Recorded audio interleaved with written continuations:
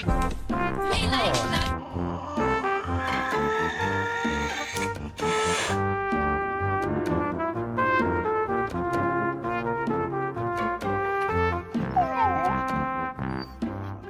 we have to go to the vet. Come on now. Hey, Quincy, we gotta go to the vet. Oh my gosh. Get away. Get away. Don't touch me.